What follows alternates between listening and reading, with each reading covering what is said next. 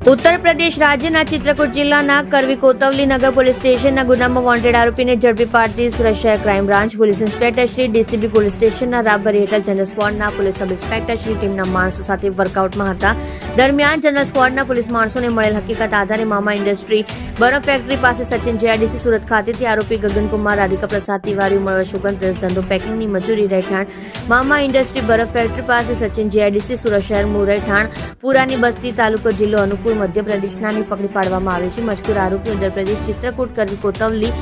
નગર police station ફરિયાદ number 515/2025 BNS કલમ 87-352-351 તથા SC/ST અધિનિયમ કલમ 3(2)(v) ગુનામાં વોન્ટેડ હોય. આરોપીનો તથા ભોગ બનનાર મહિલા ઉંમર વર્ષ 34 નો કબજો ઉત્તર પ્રદેશ ચિત્રકૂટ જિલ્લા કરવી કોતવલી નગર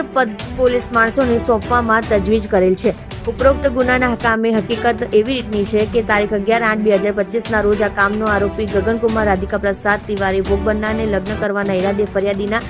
કાયદેસરના વાલીપણામાંથી લલચાવી ફોસલાવી અપહરણ કરી લઈ નાસી ગયેલ, જેથી મજકૂર આરોપીને પકડી પાડવા ઉત્તર પ્રદેશ ચિત્રકૂટ જિલ્લા કોતવલી